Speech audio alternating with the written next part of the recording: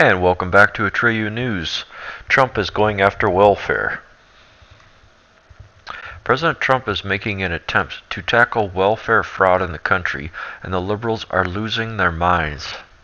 Yeah, because they want a socialist utopia. A place where they can roam around borderless, jobless, and pointless at the expense of others. The Political Insider reported, while liberals continue to deny its existence, most Americans are keenly aware that welfare fraud is a real problem that needs to be destroyed. For years, Republicans in Congress have tried to crack down on welfare abuse, hoping to give the states power to ensure that those receiving welfare benefits are truly deserving of such assistance. Democrats, of course, have fought any and all attempts at accountability. But now, Congress has just taken a major step in the welfare reform agenda, vowing to allow states to drug test individuals seeking unemployment benefits. President Trump is expected to sign the legislation in coming days. Well, I don't know if I mind that so much. If you're going to be spending money on drugs, that means that you could probably go get a job, but you choose not to. From Fox 6 Now, the resolution, approved by the Senate on Tuesday, March 14th, after passing in the House in February, nixes a Labor Department regulation that limited how many unemployment benefit applicants states could test for drugs. The old rule, implemented under former President Barack Obama, mandated that states could only test applicants if they are looking for work and jobs that require regular drug screenings. The repeal measure narrowly passed the Senate 51 to 48 under the Congressional Review Act, which allows Congress to undo some recently implemented federal regulations with a simple majority. The House used the same maneuver to get it through the chamber last month with a 236 to 189 majority. Republicans argue that Obama-era regulation gave the federal government too much oversight on an issue that should have been decided at state level. As we saw too often, the Obama administration went beyond its legal authority in creating legislation that limits the role of state governments. Senate Majority Leader Mitch McConnell said, "People who use illegal drugs should not have access to unemployment or other welfare benefits. Hard-working Americans should not pay for other people's drug habits." And rightfully so. But that's exactly what's happening. Ted Cruz breaks his silence on the Wiretap claim. Look what he said. On Sunday, Senator Ted Cruz said President Trump's Wiretap claim should be looked at seriously. Let's take a look. Good morning and welcome to Face the Nation. I'm John Dickerson. We begin this morning with Texas Senator Ted Cruz, who has been working with the White House as a part of that big fat negotiation the president talked about. Welcome, Senator.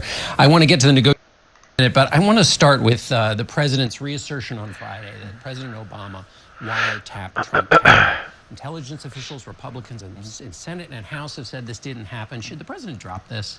Well, these are serious allegations. I think they need to be looked into seriously. You've got open investigations in both the Senate Intelligence Committee and the House Intelligence Committee. You've got next week, FBI Director Comey is testifying. We need to find out what the facts are. We do know, or it's at least been publicly reported, that there were 2 FISA applications for some form of surveillance or wiretaps, one of which was turned down by the FISA court of the Obama administration, one of which was granted.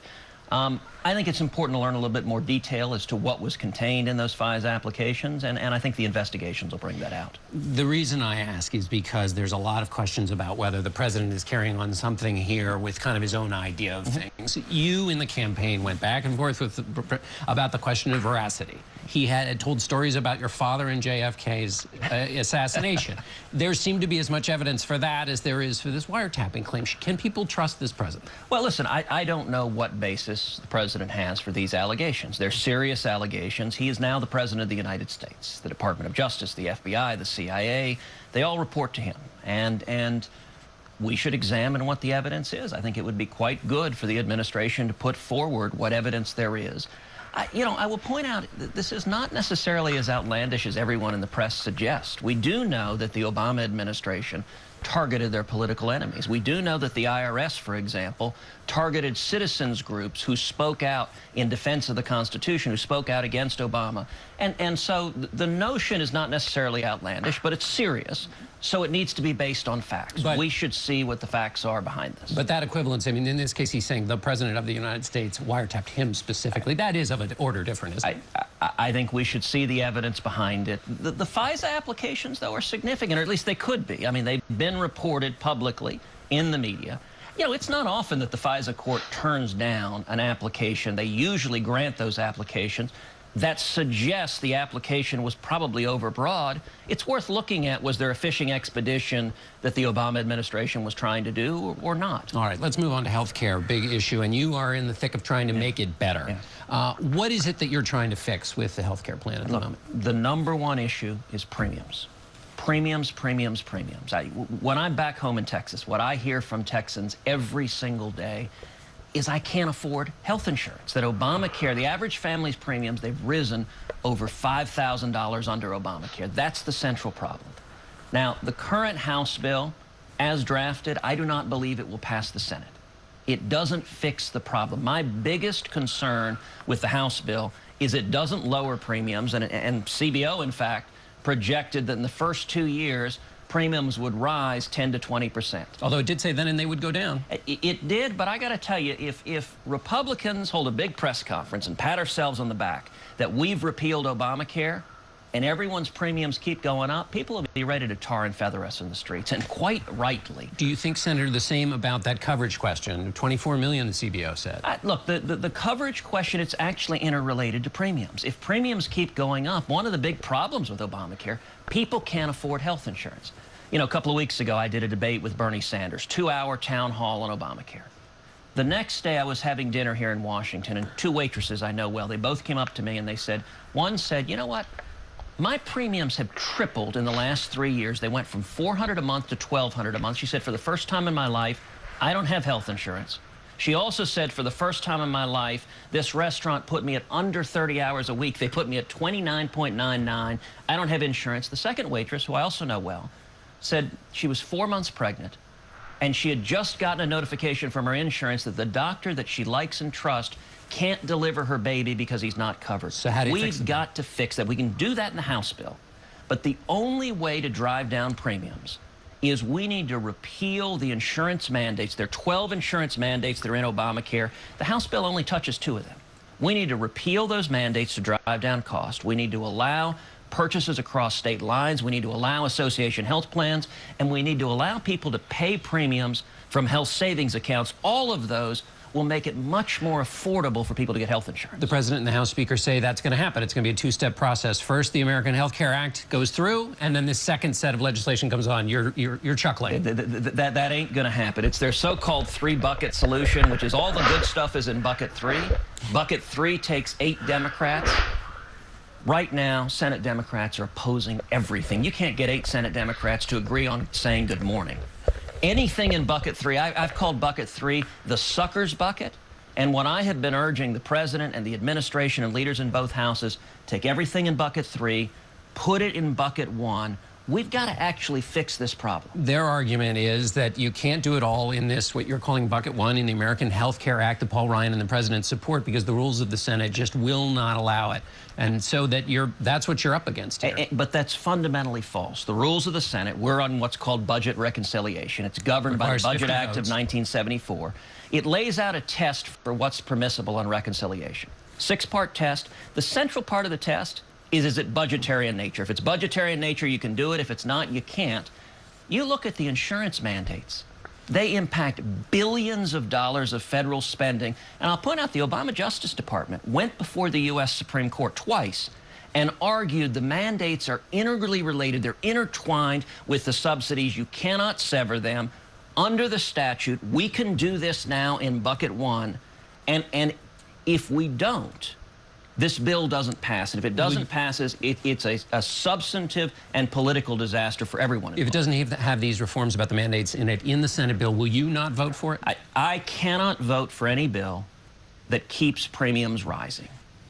Texans Look, there has been no issue I've devoted more time and energy to than Obamacare, stopping this disaster. We have a chance for an incredible substantive win for the American people. And I got to tell you, I am spending night and day meeting with House members, meeting with senators, meeting with the administration. Just yesterday, I spent 3 hours at Mar-a-Lago with Mike Lee and with Mark Meadows, negotiating with the president's team, trying to fix this bill. Does the president get this?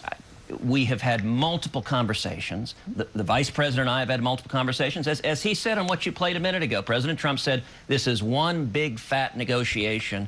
Here's the central prize. If we lower premiums, and hopefully lower them a lot, that's a victory for the American people. If premiums keep going up, that's a victory for insurance companies and lobbyists, but it's a loss for the people who elected us. We've got very little time. I want to get to the Supreme Court, but does the president get your central point that this has to be moved all into one thing, one approach?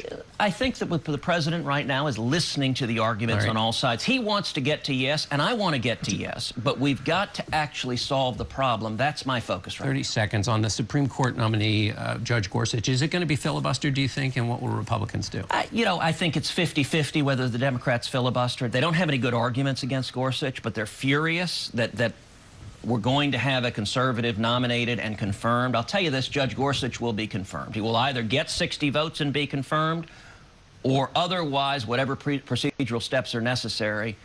I believe within a month or two, Neil Gorsuch will be an Associate Justice of the Supreme Court. So Republicans will go that far if Democrats do filibuster? Mitch McConnell has said we will do whatever is necessary. A Democratic filibuster will not succeed. I agree with the leader. All right, Senator Cruz, thank you so much. There you have it. Americans going off welfare was the demise of Obamacare. Of course, they're going to pin it on this administration, because this is the administration that Obamacare will collapse under. But I still have faith that a greater, better health care will come about